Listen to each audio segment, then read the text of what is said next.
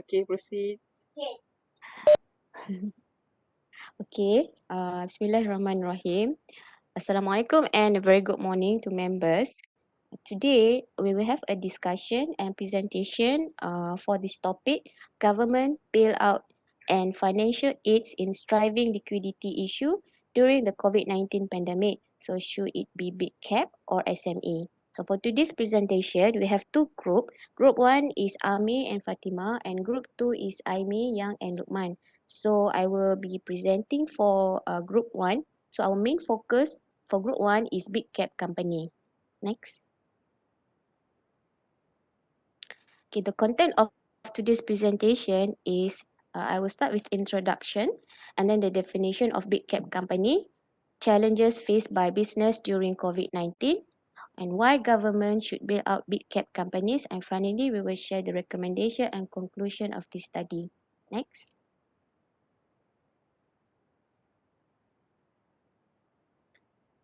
Okay, COVID-19 is a worldwide pandemic that struck every country in the world. It was first discovered at the end of 2019 in China and has later spread out violently worldwide.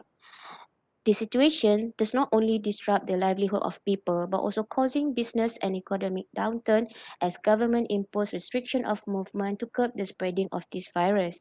COVID-19 has caused negative effects to the global economy. According to Siegel and Gerster 2020, economists predict the slowing down of economy from March 2020 onwards is without specific ending date.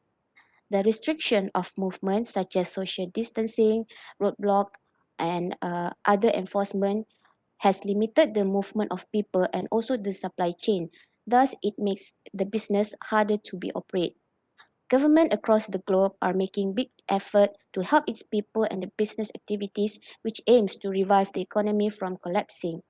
Financial aids, stimulus, and incentives are also given to eligible business entity, including to reduce their loss and keep the business afloat. Next. Okay, what is big cap companies? According to the Bank of America, big cap or large capital can be defined as a company which has more than or equal to 10 billion US dollar market value. The characteristic of big cap company are large number of employees, big assets amount and revenue, and also listed in the stock exchange. In figure 1, you can see the list of big cap companies in Malaysia, which sourced from TradingView.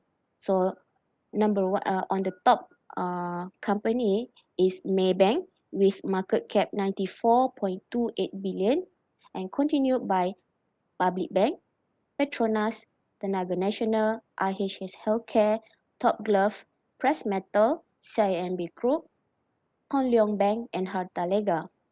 Next. So what are the business challenges faced during COVID-19? The first, all business sectors, whether big cap or SME, are facing difficulties to continue operating as the pandemic is spreading. Industries such as tourism, airlines are completely irrelevant. Furthermore, there has been decline in further profit due to the restriction. According to Gittens 2020, in Q2 of year 2020, earnings has decreased of 39.2 billion US dollar and up to 97 billion US dollar for the whole year of 2020. The known major problems faced by companies are revenue problems, cease of operation, reducing the numbers of workers, retrenchment, and discontinue of firms' expansion project.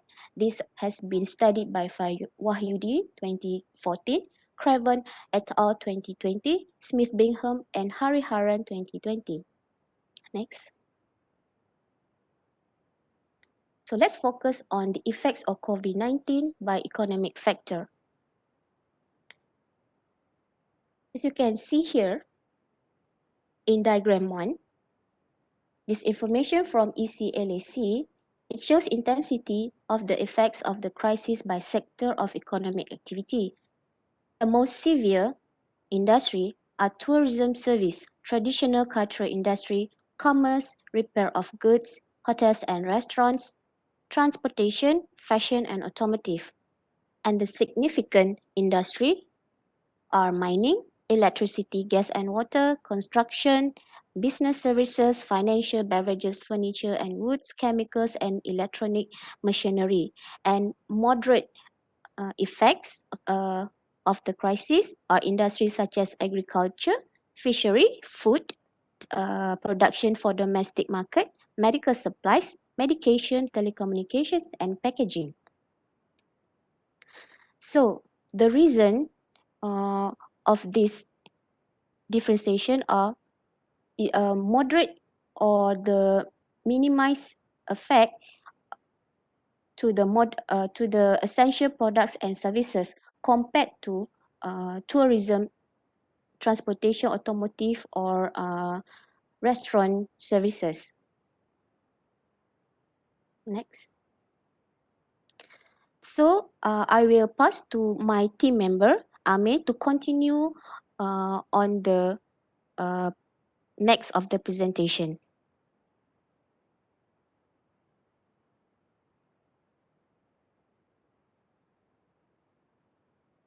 So my name is Ame. I will continue from my team members' last presentation, Fatima. So I will present on why government should bail out big companies. The first reason is that to prevent market exit. As we know, big companies have large market and customer, which contribute to the success in terms of market presence and profitability. Market exit for company will occur if the company are making loss during COVID-19 and with no government help. Next, competitor also will take over from the market exit. And by losing market share in the business, and this will cause losing market share in the business.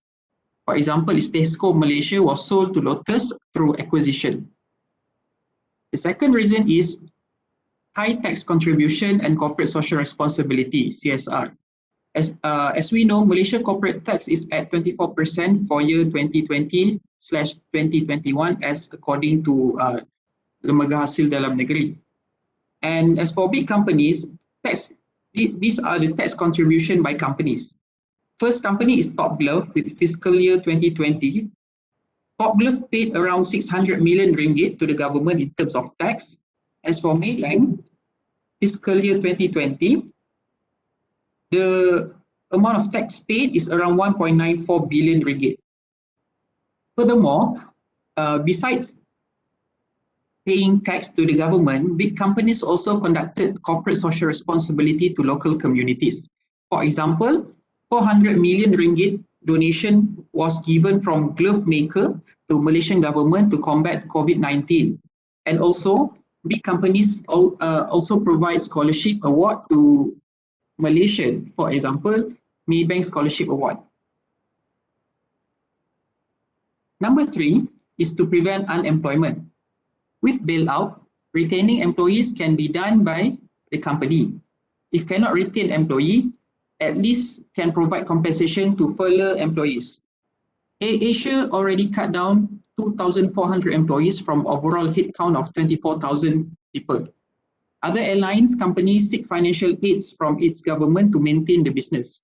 For example, Air New Zealand seek around 900 million New Zealand dollar, Virgin Australia around 1.4 billion Australian dollar, and Singapore around 525 million US dollar.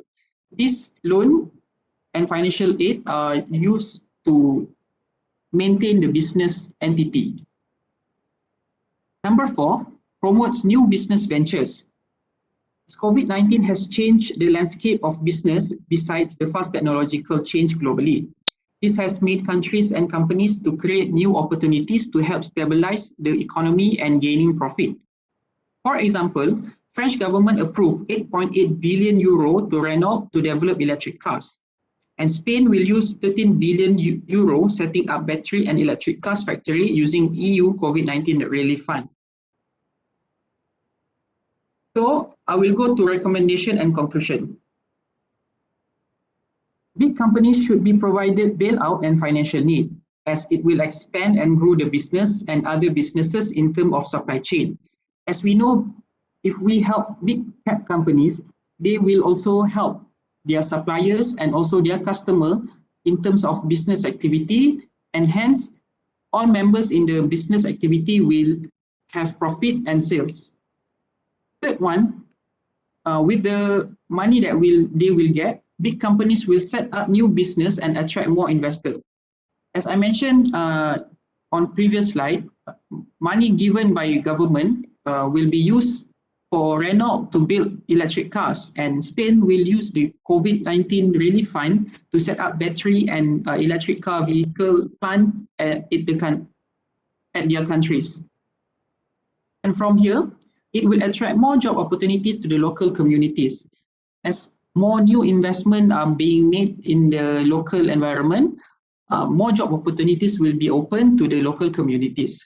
And from here, it will contribute back to the economy in terms of tax collection, consumer spending, and corporate social responsibility.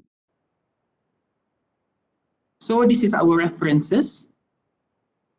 And as for that, I will end my presentation. Thank you very much. So do you have any questions for our group?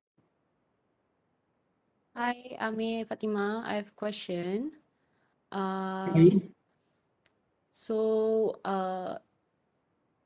in our country, the biggest, now it's a hot topic that government wants, either they are deciding either they want to help the airline industry or not. But as far as we know, they have made the decision not to help the airline industry, meaning for COVID-19, they're not going to bail out our airline industry. And if we look into the history, during 2008 financial crisis in the US, government of United States bailed out most of the banks and insurance companies at the Wall Street. So, question for you, either Ami or Fatima, if this happens to us in our country, when government has to decide which big capital they want to bail out, what sector or which sector would you recommend for the government to focus on when helping the big capitals? Okay, Yang, thank you for your question. So I will answer it. This as a government, from my point of view, I think the government will consider helping companies that contribute highly in the form of tax collection, which means that the biggest contributor in tax payment by a company to the government will consider in helping them out.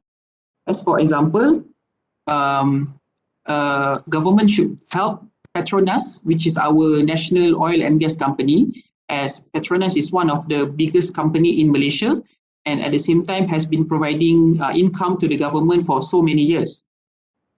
That is for oil and gas sector. And next is, I think the government should help Maybank, as Maybank is as presented by Fatima. It has the biggest market capitalization in Malaysia, around 94 billion ringgit, and government should help Maybank, because besides that, Maybank paid around 1.94 billion in taxes in 2020. So that is in banking sectors, and as for in manufacturing sector, the government should help Top Glove because of the positive growth that Top Glove managed to get during this COVID-19 pandemic. And these are all big cap companies that contribute highly to the development of Malaysia economy and also income. That is my answer. Okay, thank you. Okay, any more questions? Okay, hi. Okay, Hi. saya. Okay, I have one question lah. Referring to your slide number 5, I think, under business challenges faced during COVID-19. Point Okay. number 4, from they mention kat situ, the non-major problems faced by companies are revenue problems, cease operation, reducing the number of workers, retrenchment, and discontinue of firm expansion kan. So can you elaborate more on the the new firm expansion, and why do you think that that is the major problems but Okay. for big cap? Okay, thank you, Amy. I will answer for these questions. So as we know, Big Cap plans various expansion project as part of their business strategy. So for this purpose, the company will invest a huge amount of money for long-term and future profit and return. So the expansion plan not just focus on local market, but also worldwide market. So you can imagine the impact that big caps has to face and endure due to the pandemic, which for our opinion, it's far worse, much more worse than SME due to the lack of government backing and bailout. So we have to understand that big caps also provides the most employment, especially in manufacturing industries such as food, and products, electronic products. So these industries are not just in big cities but also in rural areas. So that's why we think big caps deserve to be enjoying the bailout from government more than SME. Just to name a few, or for example, like Coca-Cola, for example, they had to discontinue about 200 brands of their brands. So half of its overall portfolio as to reshape its business strategy because of the corona pandemic. And Uber, for example, laid off uh, thousands of riders due to the COVID and their with some of the plans. So uh, this affects the people more. And then a company, a Kazakhstan oil company TCO, also had to postpone their projects, maintenance projects in their oil field to the company, and this caused major effects, negative effects to the economy itself. And the recent one is the steel expansion projects in Southeast Asia also was postponed, was reviewed. So due to the COVID, so that's why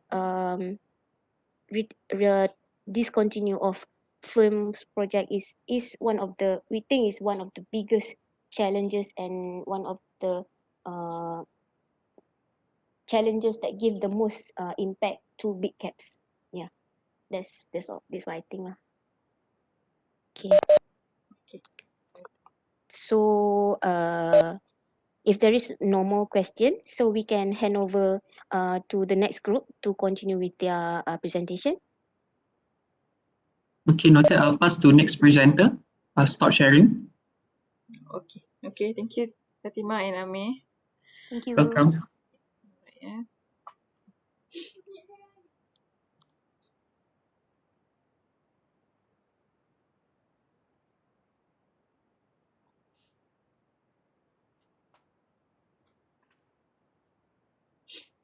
Okay. Bismillahirrahmanirrahim. So I will continue our presentation and our debate today. Okay. So Assalamualaikum to all. And referring to the title, the given title is a government bailout and financial aids in striving liquidity issues during COVID-19 pandemic, either big caps or SMEs. So our group will focus on and explain why SME should be the focus for the government in terms of this striving liquidity issues. This debate or presentation will be presented by me, Aimi, Lukman and Yang Amira. Okay. On our debate today, we will explain about this content. The first one will be the overview of Malaysian SMEs, and then the next presentation will be on the comparison of the business impact during COVID-19 between the large listed companies and SMEs in terms of financial and technology. The next one will be the SME liquidity needs during the COVID-19 in terms of funding, tax deduction and reliefs, and also the loan repayments. And not least is the recommendation why the government should support the recovery for SME business. The next one is conclusion and also references. Okay, continue to our my presentation regarding the overview of SME in Malaysia. Referring to the table, the definition of small and medium enterprise, the source is by the SME Corp Malaysia in 2020. Based on the table, there are three size of the SMEs, which is a medium, small, and micro. There are two categories under these sizes, which is manufacturing and services or other sectors. These categories written down into the refer to the sales turnover and numbers of the employees. From this, we can see much difference. So refer to the medium sizing. The sales turnover for manufacturing is between 15 million and 50 million, where their employees maybe between 75 and 200 employees. Differ from services and other sectors, their turnover much less from the medium size, which is from between 3 million and 20 million, and their employees might be between 30 and 75 employees. The second one is small sizing. The sales turnover for manufacturing is between 300k and 15 million, or their employees is between 5 and 75. While for the small sizing under the services and other sectors, their sales turnover is between 300k and 3 million, and their employees is much less than the small sizing under manufacturing, is between 5 and 30 employees. And the third one is the micro sizing, where the sales turnover for manufacturing, services, and other sectors are the same, which is below the 300k, and also their employees is less than five numbers. Okay, we go to the next is why the SMEs are the backbone of our company. Okay? Our economy, sorry.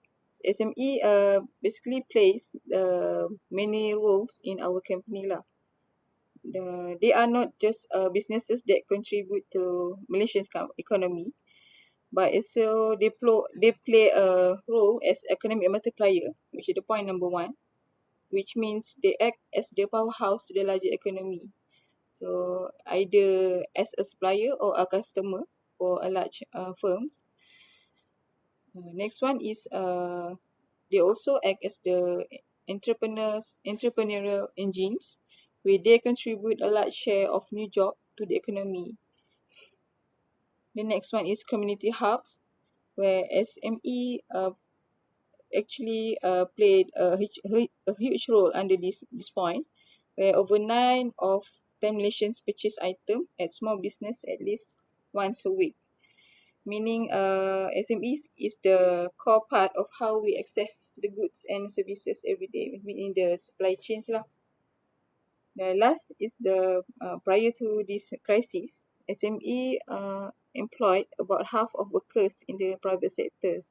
So the role they played as an employer under the SMEs is salient, especially when we look into the unemployment level during the COVID-19. So, okay, here are some facts lah about the overview of the SME in Malaysia. From the 99% of the 920,624 businesses that established in Malaysia are SMEs. This is the source or info from the SME Corp Malaysia on 2019. Another one is the Malaysia's GDPs, which contributed by SMEs, is about 38.3%, which is equivalent to the 422.1 billion. Also the same source from SME Corp. The third one is 6.2% of the growth in SME has exceeded Malaysia's GDP growth, 4.7 in 2008. This one is the source from the DOSM Malaysia on 2019. Next, This is some additional info. For your info, and on 2019, based on the SME Corp Malaysia, 89.2% of SMEs, which is 809,126 companies, are in the services sectors. Another one is 66.2% of the workforce in Malaysia are also employed by SMEs, which is source info by the Malaysia Digital Economy Corporation on 2018. The next one is the SMEs. About 98.1% of them are direct suppliers of large foreign firms in Malaysia, sourced from the Malaysia Kini on 2020. And the last one is the SMEs are owned by company or by women, is about 20.6%. This is the source from SME Corp on 2016. Okay, the next presentation I will pass to Lukman and Yang Amira. Okay. Thank you. My name is Muhammad Oman, and I now going to explain about the comparison of COVID-19 business impact between large listed company and SME. From online surveyor that have been made by EY company and received over 670 response from large and listed company and SME. From the key survey, that there are two key impact on business area, that financial and technology. So I will go through first for the financial. There are four business impact on financial. One is delay in receivable. Second, delay in payment to vendor. Third, delay in projected revenue. And fourth, it's shortfall in liquidity. So as we can see, large firm only have one of the challenge, they have in trouble. The three more impacts are having by SME. So the action being taken by this company are nearly half of all company survey indicate that cutting cost measure are a priority. Others include cash flow management, reprioritizing of business activity and investment, and adjusting wage or applying for wage subsidiaries. So intervention needed because the government have to do something. Initiative which reduce financial burden or provide relief to loan and obligation are a priority. So next. So I will explain about the technology. Uh, from the key impact, we can summarize that there are four major main challenge that the company from large listed company and SME having trouble. One is difficulty in communicating with customer or supply. Second, without working from home, connectivity. Third, insufficient data or infrastructure. And the fourth is unfamiliarity with online application. So as we can see from this survey, only one of those business impact really impact big company more than SME. So we can conclude right here, SME really need a help from the government to establish their business really well. So action be taken by this company is that companies are upgrading their technology and system and ensuring employees can connect. So intervention needed from the government is that they can improve connectivity is the priority need of business, followed by financial support in transaction to technology enable process and system. So I will pass to the Young Amira for the next point. Okay, Assalamualaikum and good evening. My name is Yang. So I will explain about what SME needs to enhance their liquidity during COVID-19. So first of all is funding. SMEs have been experiencing a lack of cash flow during COVID-19 period.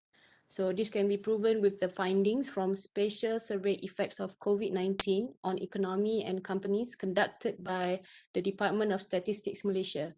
And as you can see at figure on the right of the slide,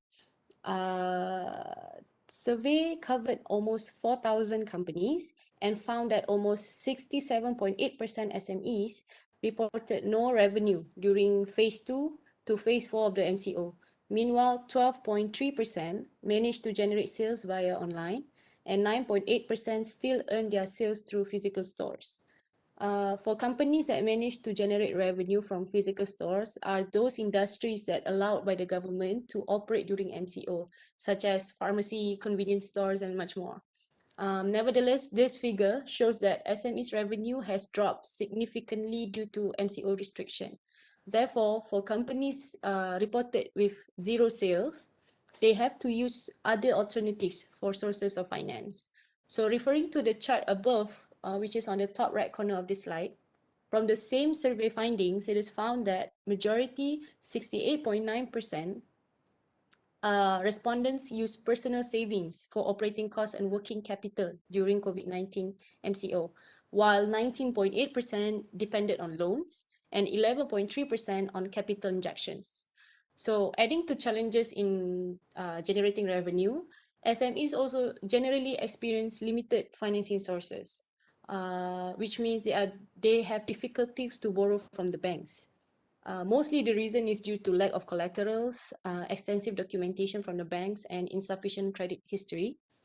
This can be confirmed with the study by Muridan and Ibrahim from 2018, where it is found that SMEs, especially micro companies, are considered as risky borrowers by financing institutions in Malaysia due to mostly being incapable of providing collateral and sufficient financial data demanded in their loan application. Other than that, SMEs also do not have the financial power to back up for funding as large companies have, meaning they have limited financing sources. For instance, large companies have listings on stock markets, capital increases, and much more.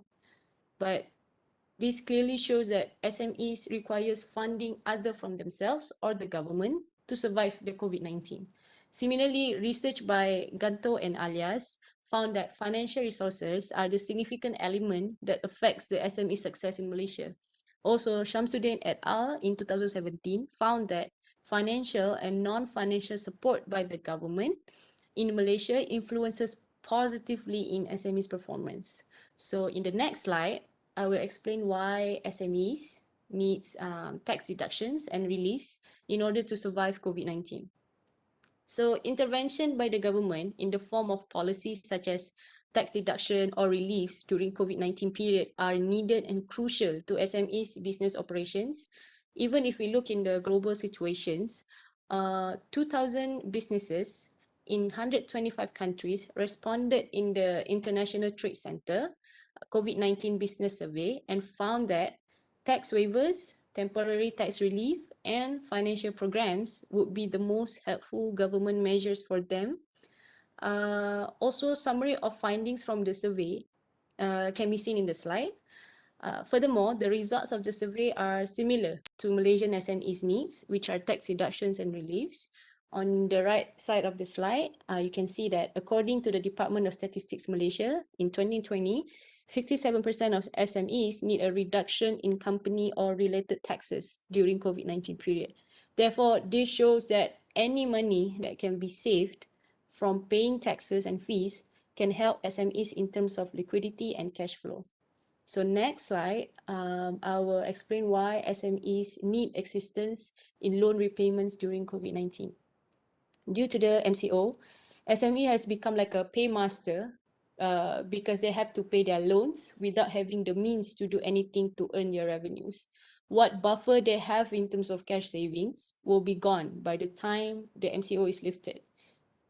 And even before COVID-19, according to Bank Negara Malaysia, the financial risks of SMEs are already visible during the third and fourth quarter of 2019 due to the average debt to equity ratio stood at 25% and profit margin slim at only 5.7%. The situation has gotten worse during COVID-19 period. Plus, referring to empirical investigation by Noor et al. In 2014, it is found that Malaysian SMEs rely heavily on long-term and short-term debts to support their total assets and operation. So this shows that the debts repayment will give more pressure to the firms during COVID-19.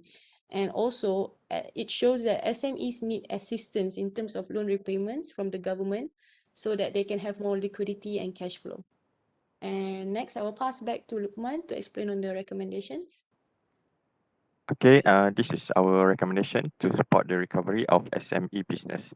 The first, we can provide short-term and emergency liquidity. The government should compensate the loss in revenue that SME experienced during the MCO. For instance, moratorium on loan. This is to put back in the same position as pre-MCO. Once the MCO is lifted, the focus will be in assisting the SME with their cash flow problem.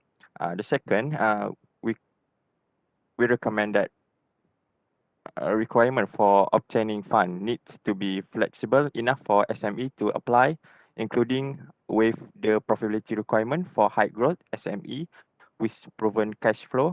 Second, with any CCRIS and or CTOS concerned due to MCO period. The third require bank to change criteria such as existing account holder for funding. And the third recommendation that we can give, uh, we can boosting digital skill in SME. In terms of SME digitalization, governing body must focus on teaching how to fish instead of providing the fish.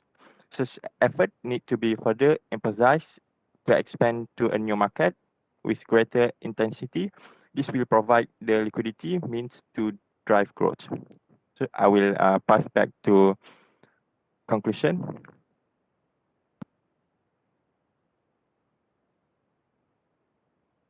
So overall, from our presentation, we conclude that SME should be focused for government to help in terms of liquidity during COVID-19. This is because SMEs are too big to fail. And from all of our points that we have mentioned, clearly shows that SMEs have a critical role to play if our country is on the track to renew, transform, and rebalance our economy. So that is all from us. Now we're open to any question. Okay. Thank you to Aini, Yang, and Lukman for your presentation. I have one question. Maybe Lukman can answer. What are the lesson SME can learn from the COVID-19 crisis? Okay, thank you. For my opinion, first, they can rebuild and diversify their supply chain because today SME only sole purpose they only have one of the supplier or market. So now they can diversify their power, their market, and their supply chain so they can get manpower, logistic, or raw material. If anything happen to them. So the second I can give, they can invest in automation to deepen their capability because SME lack of understanding on how automation and IT. So now they can learn and adapt so they can improve their business to be more uh fight in the market. Okay, thank you. Thank you. I Ami. I want to ask one question. In your presentation slide, you mentioned about digitalization, right? So may I know what kind of digitalization effort should SME embrace during this COVID-19 situation? Okay, thank you, Ame. I will try to answer the question. So, during the study lah, during the research of this debate lah, ada tercari or terjumpa there are 5 areas lah of the digitalization that will benefit the SMEs regarding of all sizes lah. The key area consisting of the procurement inventory, accounting and taxes, digital marketing, commerce, and electronic point of sale and contactless payment system under EPUS. So based on the presentation by Yang earlier, there are the graph about the source from the Department of Statistics and the Statistics. They mentioned that their revenues is coming from the e-commerce. So one of the digitalization areas yang I mentioned tadi, which is the e-commerce. So the SMEs can use the e-commerce platform either such as as we know as the Lazada and Shopee to help their firms overcome geographical limitation and lowers the cost of entry for entrepreneurs and SMEs. and also we help the SMEs, allowing them to compete with the established firms. The next one, I think, in my opinion, is the digital marketing area, where under digital marketing they can make a campaigns where the SMEs can reach wider customer base more efficient, effectively and cheaply lah than the traditional advertising. For example, digital marketing punya platform is the Facebook, Instagram and YouTube that will enable the SMEs firm to promote their business via digital lah, and with flexible pricing plans. So as of now, during the COVID-19 and now lah during this post COVID ni, you can see that the SMEs rajin lah, dan rajin macam buat live view dalam Facebook, Instagram on the sale. Kita boleh nampak ada personal shopper kan, for that ni jadi tu kan. So I think that one help lah on their in digitalization in term of the digital marketing and e-commerce lah. So, alright. Hopefully. Okay, thank you for Okay, thank you, Amir. thank you for the explanation. Okay. Okay, if I may add, I have one more question.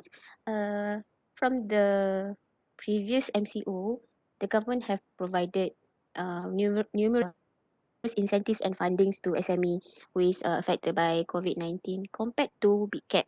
So, what if the next lockdown coming? Why should the government keep on providing to SME? What is your opinion? Okay, Fatima, I can answer that. But actually the answer is as simple as people need more than just one-off handouts, because how long can businesses survive with just one aids anyway?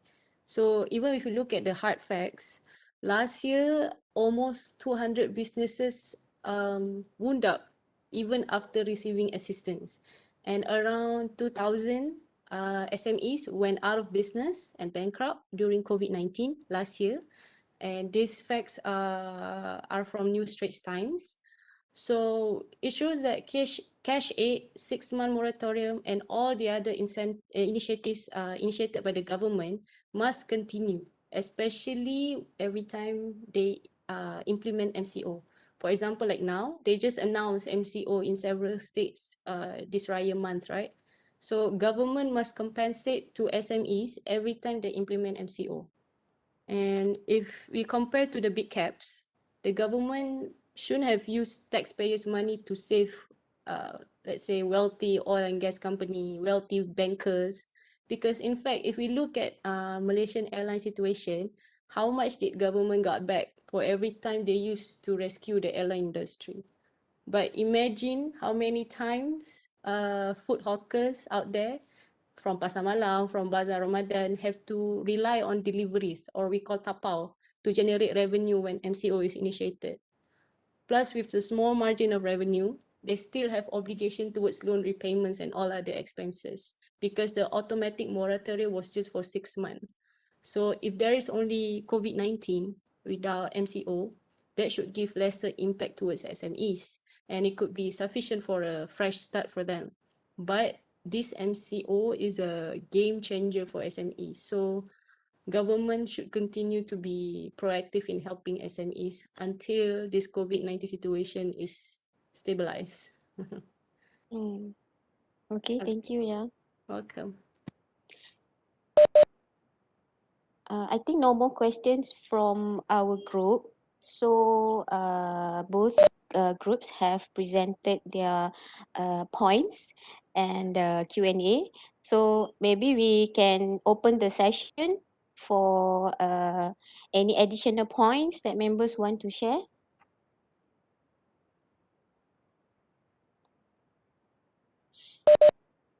Okay, maybe I can start first. Yeah.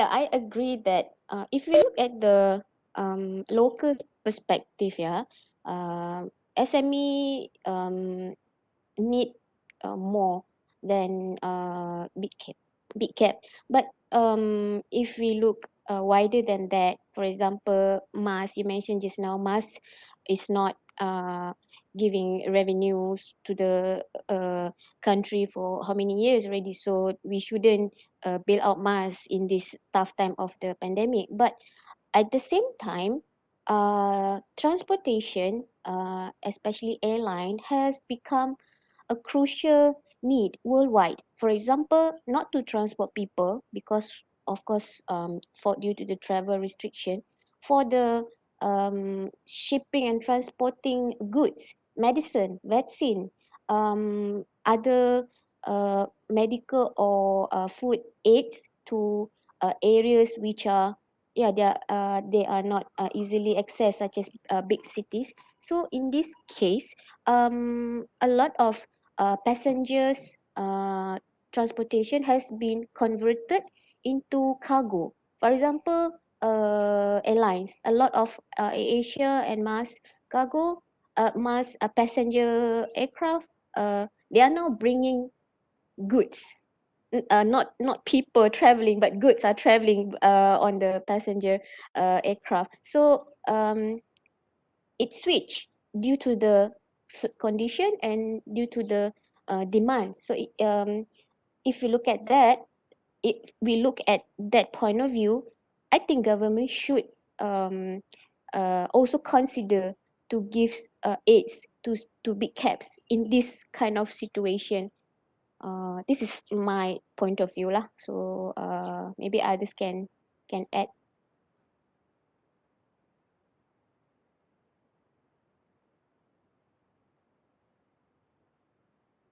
Anybody else?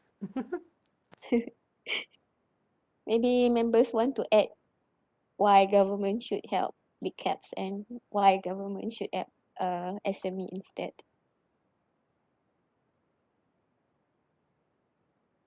I want to add. So I agree on government bailout and financial aid given to big cap companies because from the tax collection.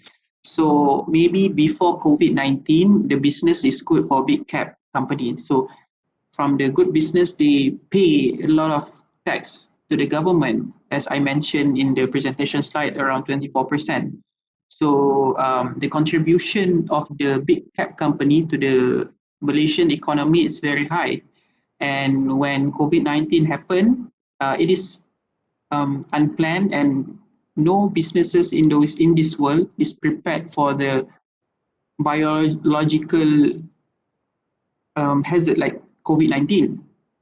So most of them are prepared for economic downturn, but not like COVID-19.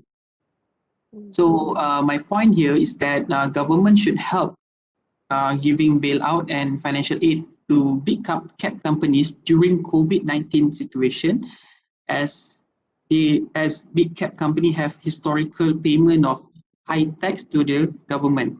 So the government can invest some monies to these big cap companies to restructure back its business and be more productive and resilient during COVID-19. And we hope that with this funding, big cap company can contribute more from the profit that they earn during COVID-19 pandemic to the government. It is a win-win situation for everyone in the business environment, the government, the business, and also the local communities. That is my opinion on this method. If I may add, referring back to Fatima's point, for example, using AirAsia, how they pivot from being the large and cheapest human carrier to carrying goods now for the government or for the country. This shows that big caps are able to penetrate into new market, into new business line, due to due to their own nature as a big capital with big finance and also skills from the employees that they have. But for example, if we look into SMEs, if a company, if an enterprise has been solely selling nasi lemak, and for the entrepreneurs to penetrate into a different segment of business requires skills and also capitals, and also and even if we look into from selling nasi lemak at retail or hawker style, now they have to learn how to use digital platform to sell the nasi lemak to reach to their audience. But for big capitals, they have all of that resources, and that makes it easier for them to change their business, I would say business style, rather than SMEs. So meaning big caps are independently can help their own selves. But for government, when they have to decide which are more vulnerable to these COVID-19 changes, business landscape, definitely they should help the most vulnerable ones, which are SMEs, as how I mentioned just now. So that's how I see it. I still think and I believe government should help the SMEs because they are too big to fail. Yeah. Okay, thank you, Yang. Anyone else want to add? Okay, saya okay. I would like to add lah point daripada yang tadi. Actually, working with tenaga kan, you know. So actually tenaga during the COVID kan, so kita tengok we use much more on apa utilization, so we need the Wi-Fi, network, the internet, right? So for tenaga, they take the opportunity during the COVID-19 and they establish a new business under ALO. You can search that. It's provide the Wi-Fi, internet connection to the nation lah. But they just launch focus on the I think the not the city area, but more to the itu pinggiran pinggir punya city lah. Rural areas. So that Rural. rural area, yes. Actually, that network already have dekat the transmission. If you can see the transmission tower, electric tower, that high punya, kalau dekat highway boleh nampak that tower. The top cable is the fiber optic cable. That one is memang guna can be used for transfer any data and communication using that cable lah. So that one is the very high speed punya connection. So kita take that opportunity to develop new business lah. So bukannya kita kata kita tak boleh nak expand. So kita boleh expand but guna that apa yang kita dah ada, facilities yang kita dah ada. So another one yang saya jumpa regarding the why government should help the SMEs lah. This article is on 2016. So dia dah mention about the SME master plan on 2012 until 2020. So actually Malaysia dah target lah. The government has target on by 2020 that they want to push SME contribution to the GDPs to 41%. So maybe the last year kita tak achieve that. So that's why and dengan ada COVID-19 ni, so kita the SME's contribution is not achieved to the 41%. So that's why I think government should help the SMEs lah to achieve that target. Since it already planned by our previous Prime Minister, and he also mentioned about it's a game changer. And the SME is the new big. That's why. And you can see that on 2020 the study yang tadi tu, that the source for SME dia kata 99% is the SME kan, yang already established in Malaysia. So I think that's why government should help the SMEs. That's all. Okay, good explanation. Any more sharing from members? Any ideas or discussion you want to discuss regarding the topics that we debated just now? Maybe before we close, Yeah. I think government, yeah, both of our group, we have our points and our preference, which in side government should help. But at the end of the day, I think nobody should be left behind, big or small. There should be allocation for both. True. Yeah. So yeah, from the explanation, there are pro and cons why we should help this one compared to another. But I guess this is where government have to play the role. They are in the middle. They have to make sure they have to help both. But they have to give priority and also think of not just to give the help one time uh, pay off one time help for short term only, but also have to think for long term. What are the means? What are the other alternative out there? Compared, look at other country, what they do to help their big cap and the company, their SME. So maybe we can adopt also adapt that into our company as well. So I think government should help both and like give the necessary allocation for this both industry. Okay. Yeah, I agree. I Mm. mean, at the end, we have to agree to disagree, right? Yes, Yes. I agree with that. Okay. If there is no more additional points, so I think we can end it here. We can close our debate and discussion today. Yes. Yes. Okay. Okay. Thank you very Thank much to you. Thank you, everyone. everyone. Thank you Thank you, all. Okay. everyone. Good Thank discussion. you. Take care. Yeah. Okay, Yeah. good discussion. Okay. Have a nice day.